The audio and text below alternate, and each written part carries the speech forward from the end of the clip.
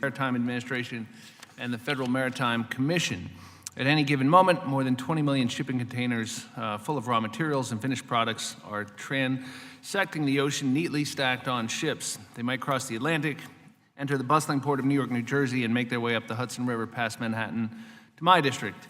The Hudson River, the 315-mile conduit of commerce that lies at the heart of my community, moves over 17 million tons of cargo, worth over $32 billion in state commerce annually. For hundreds of years, this river facilitated trade and transit by sloop, steamboat, and barge. In fact, from my backyard, you can see the spot where Henry Hudson camped on September 14th, 1609. Looks much the same way today as it did then. For hundreds of years, it has been that way, and today the Marine Transportation System, or MTS, is an almost invisible network that facilitates roughly $45.4 trillion in U.S. commerce across oceans and thousands of miles of inland waterways. Yet the MTS and the regulatory agencies that oversee its function are perpetually under-resourced.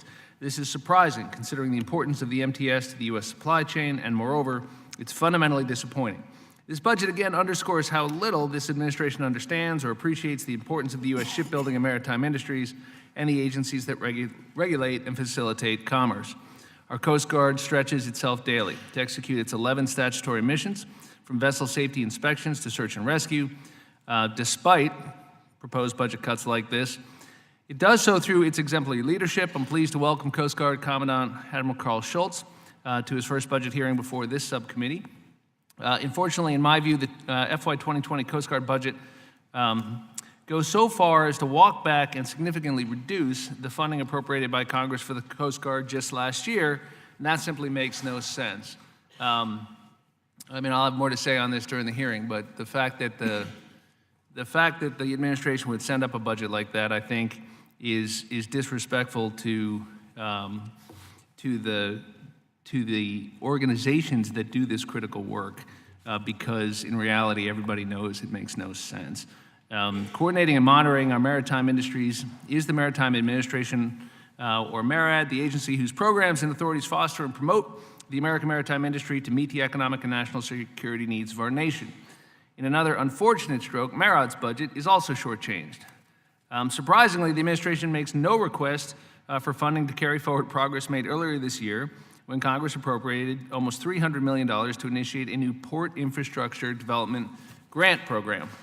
The American Association of Port Authorities estimates that there is a $32 billion need to improve intermodal landside connections, hinterland connectivity, and facility infrastructure. Yet the administration has turned its back on supporting these investments to improve the efficiency and global competitiveness of U.S. ports and marine terminals.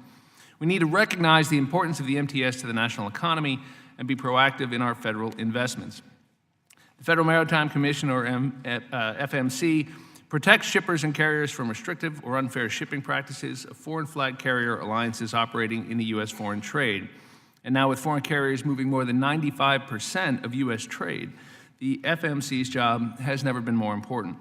That's why we need to make sure the FMC has more than sufficient resources to implement changes made in last year's Coast Guard Act to the Shipping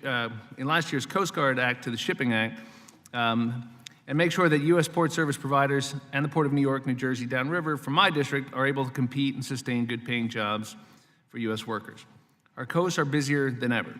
New uses emerge every day. It is the responsibility of these agencies testifying today to ensure that our marine transportation system remains reliable, sustainable, efficient, and safe. Look forward to engaging our witnesses this morning to learn if the administration's budget request comes close to meeting that challenge. And that doesn't mean we can't have disagreements about the right level of funding, but I think what is clear is that the administration's budget request fails in significant respects, and I'd be very curious to hear our witnesses' understanding of that issue. I now call on the ranking member, Mr. Gibbs, for any opening remarks. Thank you.